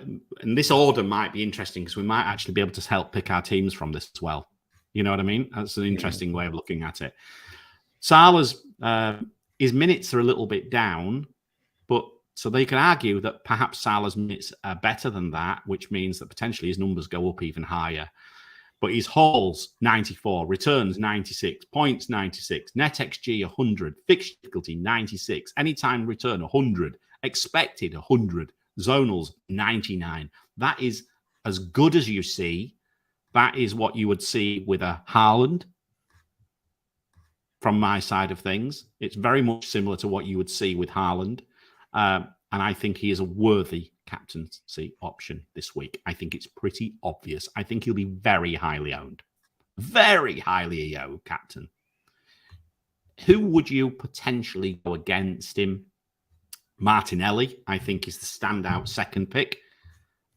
If you ask me, I'm drawn to that zonal matchup, and so is the matchup with 100 zone involvement on the far side there. And again, NetxG is good. The fixture difficulty is not quite so good. Anytime returns slightly down, but his form is in good form. So I really like Martinelli. Trent Alexander-Arnold, third. I have not seen a Liverpool defender on the metric all season, I don't think. All season. Guess the limited number of good matchups this week does that for you. Yes, but look, now what I would say is that the prediction programs really, really like Liverpool this week. Really like them. So I wouldn't oppose Salah, but has Trent the ability to haul this week? I think he does, yeah. I think he does. So I don't dislike that. Gakpo as well is there. Then you've got Jesus. And that's interesting. That's with 29 minutes as well, percentile. Well, it's not minutes, that's the percentile. But if I was to show such a you, low percentile. If I was to show you what that would do if I change Jesus's minutes up to Martinelli's, you can see that on the screen there now. He actually jumps to 82, so he's a lot closer. No, what's he jump to? 86, sorry, I'm looking at the wrong screen. Yeah. 86, so he jumps above Trent. Now, the only other player who I've adjusted this week is Watkins, because Watkins' fixture difficulty is not liked at all by us. So what I've done is I've changed the fixture difficulty to a NetxG percentile on this occasion, but it still doesn't love it. But if you were looking at NetxG for Watkins, it would push him to 82 from 79. So it pushes him above the likes of Tony and Solanke. So if you were to pick your team from this metric, if you were to pick the team from the metric, you would be going Salah, Martinelli, Gakpo across midfield. Then you get to, obviously, Jesus would clean out your, would he? No, he wouldn't clean your Arsenal out, would he? It would go with Saka, wouldn't it? So it would go with Saka. So it would go Salah, no, sorry, it would go Martinelli, Jesus, Saka for Arsenal. It would go Salah, Trent, Gakpo for Liverpool. It would go Tony and Solanke as the other two. Isak would miss out. Odegaard would miss out. Darwin would miss out. Yeah. So you can see roughly how it would, you can see roughly where it would go. It's not a million miles away from the metric, but you'd expect that to be like that anyway, wouldn't you? But yeah, to me, just moving back to the metric itself, I think it is a pretty straightforward captaincy decision, if you ask me, particularly if you're owning 3 Arsenal attackers. Yeah, I tend to agree. I'm going to have 3 attackers most likely from Arsenal, so I want to hedge my bets a bit and put the captaincy on Mohamed Salah. There are talks of whether he'll have the penalties. They're going to discuss penalties. So obviously he's missed the last 2 as well. So there's no guarantee there, or I don't know if he's going to be the one taking them. If Saka scored his penalty, he would have jumped just above Solanke. So that missed penalty. I did put that return in as a, if he'd have done that, what would it have done to the metric? It moved him to 82 from 81. That's it's such a fine margin, isn't it? Yeah. But I mean, look, I think the key here is that you have a standout captaincy shout as far as we're concerned, and that's Mo Salah. But I do think, I really do think that Martinelli is an extremely good shout for captaincy this week. I really like him, and I don't dislike Trent either, but I wouldn't go there. Well, let's give a couple of thank yous to the haulers, and then we'll go to the Q&A. Yeah. And the mini league update as well, of course. So we've got the super haulers on YouTube. Thank you for all your support. Harbour Boy, Daddy Bot, Greenback Golf, Tahar, FPL Robbie. We've got the haulers, Harry Not Kane, Tursks, Antonis, Salah the Samurai, Kevin Rose, William, Catherine, Dom, Claire, FPL DG Boy, Akshay, C Hunt, Lindsay, Devindra Raj, FF Casuals Pod, Tom Grosh, Blonde, S. Scott M, FPL Teacher, Oscar Arias, Donny FPL, FPL Mike Halpin, Podner, FPL Craig, and Dread FPL. And of course, our Patreons, Elron, Lucian Gan, and Tom. If you want to become a member and join the Discord, get access to all the data a few days in advance, usually, and throughout the week. We have a little community of about 30 of us in there. You can automatically get dropped into the server as a YouTube member or Patreon. Quick shout And don't out to forget Neil. And don't Yeah, forget yeah, I Neil. was gonna say. So shout out to Neil as well, who became a member live on air today. If you get any issues struggling to connect to the Discord, drop us a DM on Twitter, and we will give you some instructions on how to get into the server. But main thing is you need to go to your profile and user settings and log in with the same Google account into Discord and authenticate that access. So, quick mini league update. If you want to go through the top 5, I think we'll just do. Benjamin Lockwood still top. Evolution FC scored 67 points. Captain Haaland 2155. The constant gardener Jack Henry Norris again. Captain Haaland 84 points. I would argue I bet he owns Sri Lanka. I didn't look. That's what the only people who are getting the massive scores and people who have got players like Sri Lanka kicking around, I think. And who would have thought he gets his returns at Spurs? Gladiators, Faith Ogundeli, again Haaland captain. We're all Haaland captains. Misclick, Torgeir, Josang, 63 points, 2132, and poorly managed team. That sounds like us, Nima. Kiel Eisen, again captain Haaland with 78 points. Some good scores. 2126 in total. That's the top 5. All right, so let's go to the Q&A. I'm just looking up the Discord questions first, and then we start some on YouTube as well as we went tonight. Yeah. So on Discord, we have from Dom Black Dragon. For those not on free hit in Game Week 32, is it imperative to field 11 players, considering this game week to be high scoring, or do we think it will not be high scoring? So that's kind of the first question: is do you need 11 players if not on a free hit? Does it feel like a low scoring or high scoring week? I think it depends how many of the key players you have. Do you have that core of Liverpool, Arsenal, Newcastle? If you're missing like a Palace mid or a Bournemouth attacker, or a Maddison or a Bowen, yeah, then I think you can get by if that's 10 and that's what you're missing. Yeah, but I was saying that maybe an Andreas, because at least he's got a double game week coming up as well. You know, I mean, maybe he's the top sort of player you'd be trying to bring in. Look, I'll tell you why. I mean, again, I'll give you an example. Last year, I can't remember the order, but I played all my chips in 4 weeks from 26 to 29, all of them. I then hung on for grim death whilst everyone was unloading chips on me all the way to the end of the season. And the only way I dealt with that is I fought fire with fire, and I hit like hell. Thankfully, you just got to keep pulling rabbits out. Unfortunately, you like every game week. Yeah, you got to play each game week. You got to have the best assets for each game week. Yeah, exactly. And I did that right up to game week 37, just about, or the Chelsea, where I went for it because, again, I did the hit there. Game week 37, I also hit out. I think it was 36. I hit in Mahrez, and of course he missed the penalty in 37, which basically kiboshed me. But that's how close it was. If Mahrez had returned that, had scored that penalty, I think it was down at West Ham, I would have finished in the top 100. So the point is I wouldn't be all objection. I know that people sometimes, and I hear them, the more cautious people, right, are very much, oh God, you're already starting behind the game. You know, taking a hit might murk it worse. Yeah, it might do, but a strategic hit, I think, is worth it. I think so. His other question was any long-term mid-price forward options. So he's thinking between Isak, Solanke, Wilson, anyone else you can think of. I guess Isak is the one.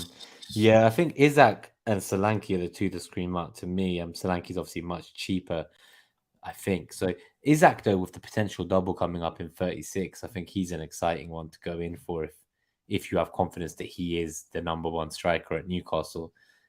And I think he is, but maybe you think Wilson will come and steal that spot. So it really depends on your opinion of his minutes.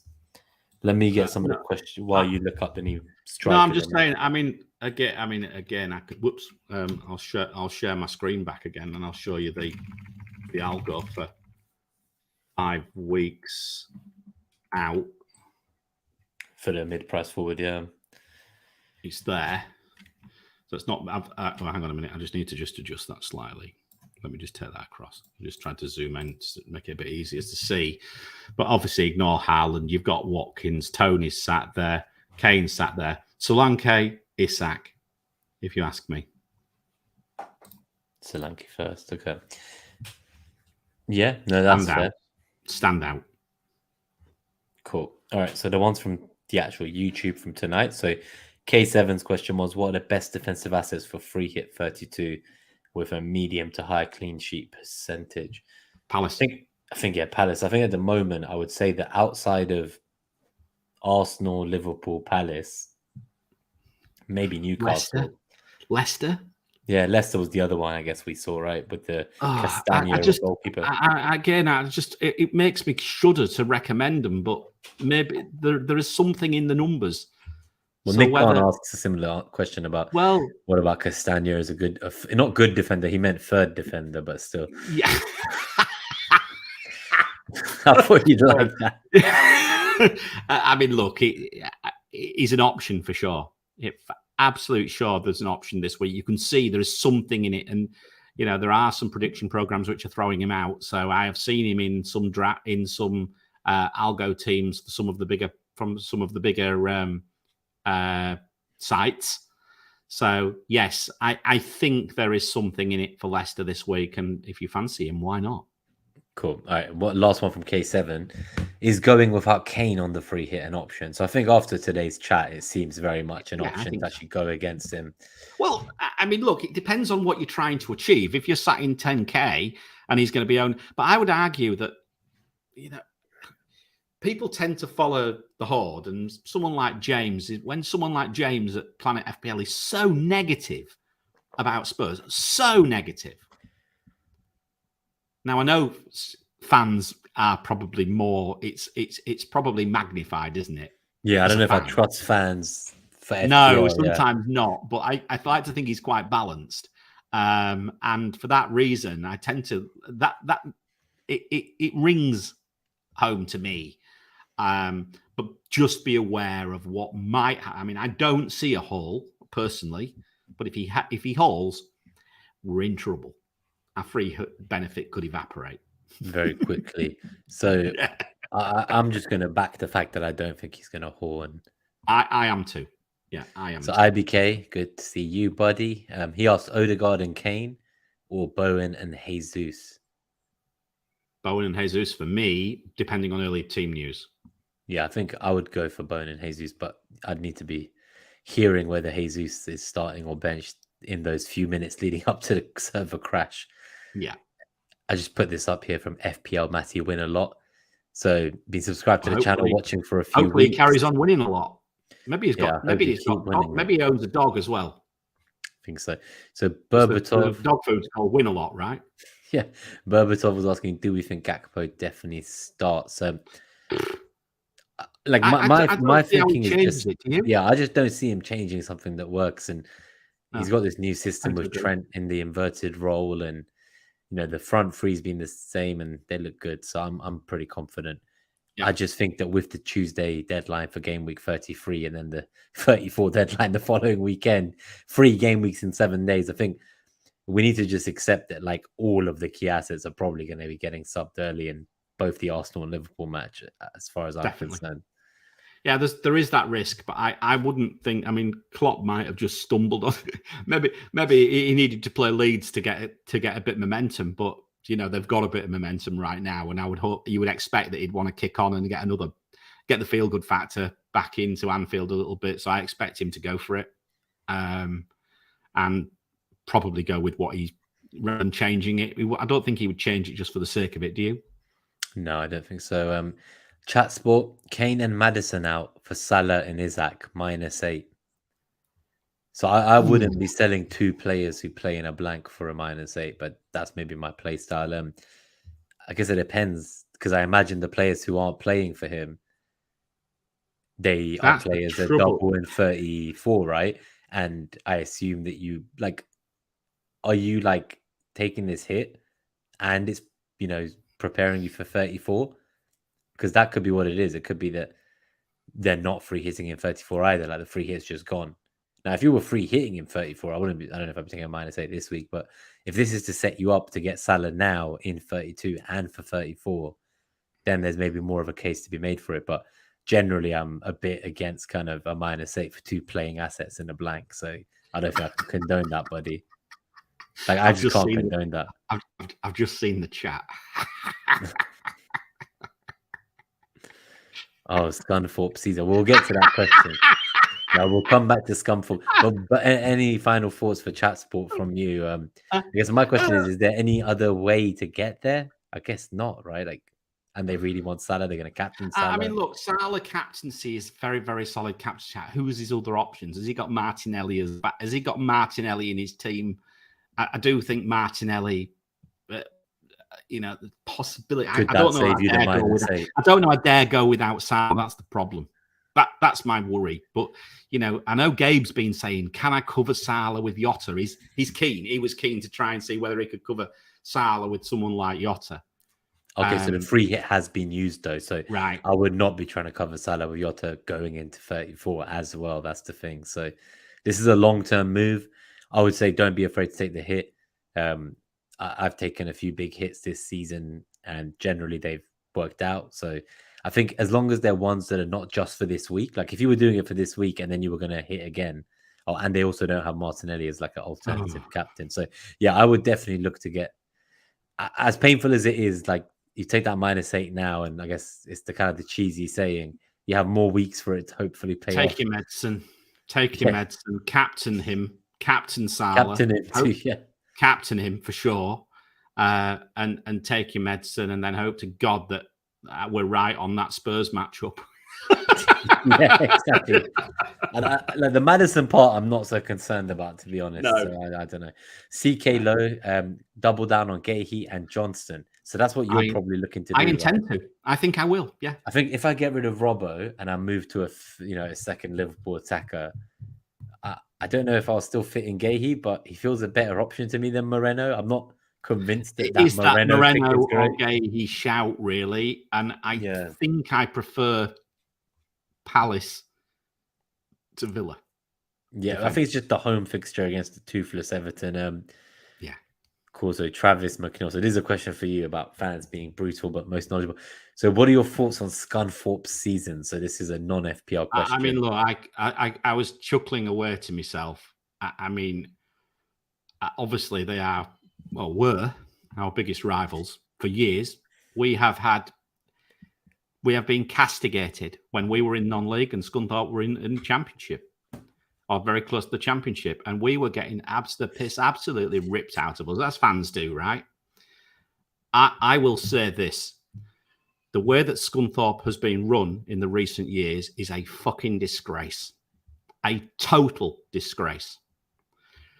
Thankfully, they were saved. They didn't go out of business. That is not good. From the perspective of getting relegated, because that's football, right? You go down over a season.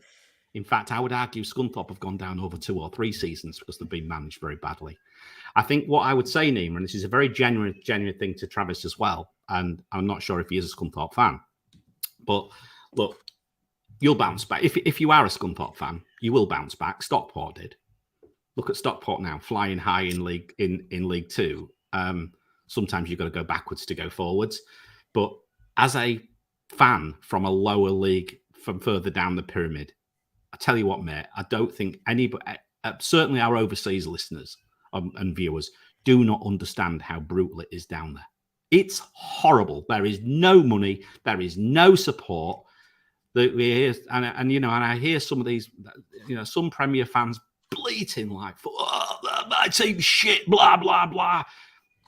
You're still in the Premier League getting hundreds of millions of pounds a season, even parachute payments, this, that, and the other. I know VAR's shit, but at least you got the VAR. We've been lucky we got fucking corner flags. I mean, Christ, Scunthorpe will have a fucking meat raffle. You'll be able to change ends at half time. I've been there. I've been non-league. I went to Hayes and Yedding. Do you know what their chat was? Their chant? Just to finish my rant. What was this? Well, Hayes, we're Yedding. We'll kick your fucking head in. That's their chant. They've got the ultras up in the non-league. Sounds like it was a look, fun day out. honestly, what I would say to people, and please do read how badly Scunthorpe was managed by what's his fucking face. I forget his name now, but he basically ran up a load of gambling debts. Damn, he's the owner. The owner. Shit. Yeah. Awful. I'm gonna have to listen to this story. That's what I would just say about that. So anyway, maybe people don't want to listen about non-league, don't want to hear about Scunthorpe, possibly not.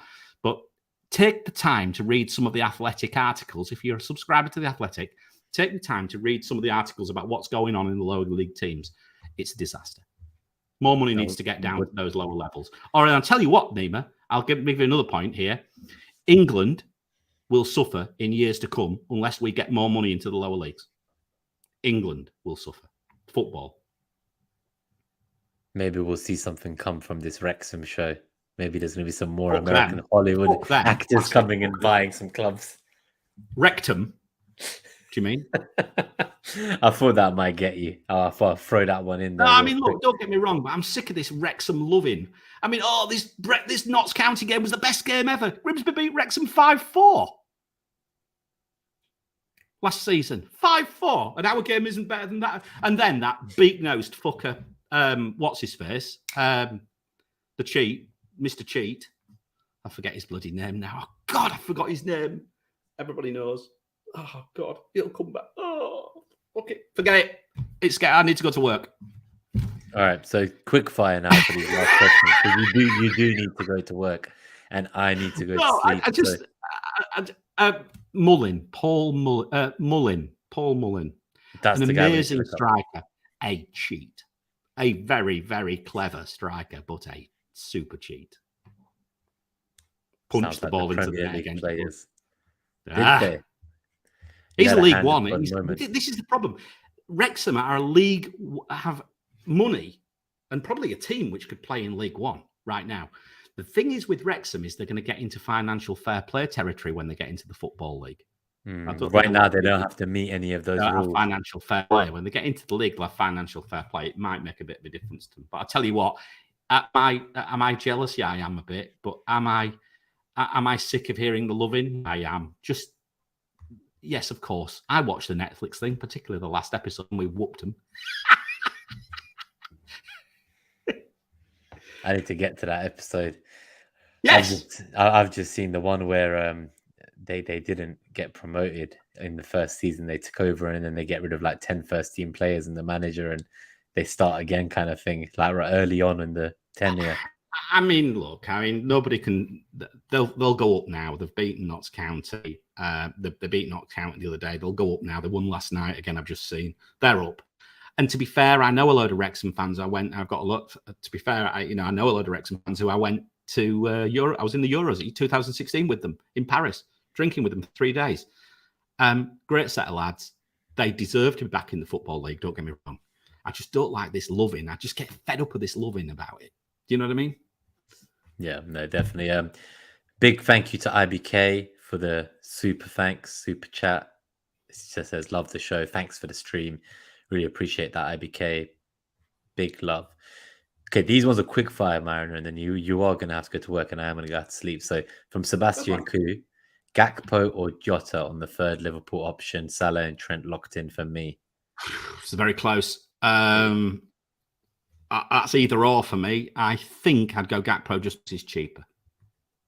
I'm probably leaning Gakpo at the moment, but I think it's a coin flip. Orin Westfield asks about the Ajax top. I like it. The design of it rather than the club. Yeah, I have a few shirts just for the style. Whenever I travel with work, and I work in the Netherlands quite a bit, I always pick a football shirt up. Nice. To be fair, I have my Ajax Bob Marley shirt. Maybe I'll wear it one of us. No, I mean, but I quite like it. It's quite a nice top, this one. So, there are some very nice Ajax shirts out there. Yeah. So I quite like it. Jake Durham asks, should I sell Shaw for Van Dijk? I wouldn't. I don't think he's just about back. I think Shaw's going to be back for the double. So yeah. I don't know if I'd want Van Dijk long term personally. I'd be more tempted to sell I'd be more tempted to sell someone stinking your bench up like Henry. Yeah, but I guess you could play him this week. Yeah, But yeah, maybe move on Henry. But I'm guessing Henry won't give them enough money to go up to like a Van Possibly Dijk. not. That's the problem, isn't it? Yeah, I don't know if I'd want Van Dijk for the long term. That's the only issue. I mean, he's there. got a headed matchup this week. It's Yeah, not that's without. worth saying. What about Konate? Cheaper and probably nailed. I just worry about him and like whether Matip will play one of the games with these turnarounds. Isn't he? I don't know. I don't know. Again, I'm not a Liverpool fan, but I understand that Konate is a reasonable option right now. He should be. He should be, but it's just that whole kind of 3 games in a week scenario again. And I think every team is going to see some rotation. We'll be lucky to get any player out for game week 32 and 33 and 34. Like those 3 are in such quick succession. We're talking about game week 32 blank. Like 5 days later, we're going to be looking at the game week 34 double. We've got a double show coming up. Yeah, we're going to have to do 33 and 34 in one episode together on the Monday night. Yeah. Because otherwise we can't get in the 34 one. No, can't do any other way. So K7 is more of a, I guess this is one of the last 2 questions, but it's more of a, I guess, a meta that's an interesting one. The trick in knowing when to bring in an FPL asset. Well, the idea is get on them early, get off them early. Then you have an element getting off them, right? Because it's like off them at the right time. Getting off them before everyone else, and when the points dry up to get to the next asset. Yes. So I think it's sometimes like we hold on to an asset because we feel like we've not got the points we were due yet, and then we miss the next asset because we're still waiting to milk points from an asset we haven't got points from yet. You could sometimes argue that you're too patient. Sometimes you can argue you're too reactive. I look at something, look for the asset and say, are they the typical streaky type of asset?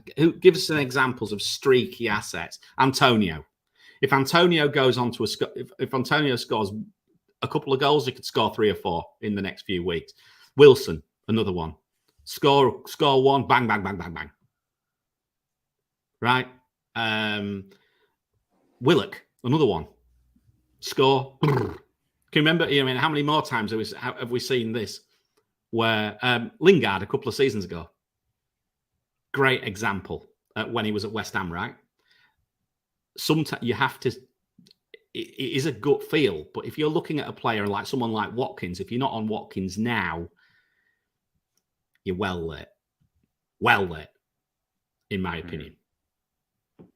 There's enough to see in Watkins to get him in earlier. I know sometimes you can't always do it, but you look at your decisions and just say, at the end of the day, not everything works, does it? Not everything works.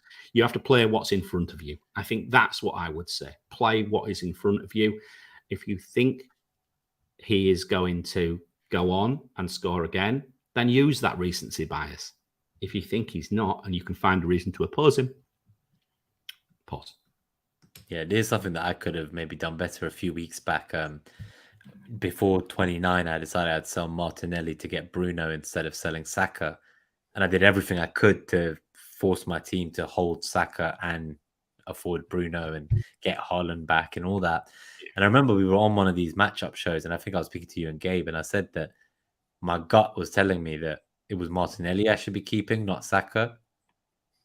And then we were all like, oh, but like Martinelli, minutes, Jesus is back now, Trossard's there, like Smith Rowe's waiting, there's this guy, there's Nelson. And just deep inside, I was like, Martinelli is the best finisher at Arsenal Football Club. Like, he is the best. When Arsenal play in the Champions League next year across Europe, the player that Europe are going to be like talking about and shocked to see and they didn't expect is going to be Martinelli. He's going to be that. Like, Champions League football's going to suit him down to a T. The number of transition goals this guy's going to bag in the Champions League, I'm calling it now. Like, he is having some blockbuster season, this guy. And he's I just can't believe that. Like, he's a great player. But I mean, we all shit the bed. As in, we all shit the bed. Like, this guy was a season keeper, 6 mil underpriced asset. And we all shit the fucking bed as soon as he got rested once. I sold him. And now look, I sold him. I brought him back. Then I sold him again. So that's I didn't get on Alma. I mean, what went wrong for me this season? Didn't get on Almiron early enough. There's another prime example of every now. If you, what's the trick in knowing when to bring in an FPL asset? I'll give you another reason. I'll give you another example. Find someone who's absolutely making the right calls and follow them because they've got the knack. I had the knack last year. I had the knack. As much as I play your own game, do keep one eye. Do keep one eye. Like Harry right now, he's on a little gold streak. Yes, there's one. He's got the Midas touch right now. Yeah. So whatever Harry's looking at, it seems to be the right path. It does.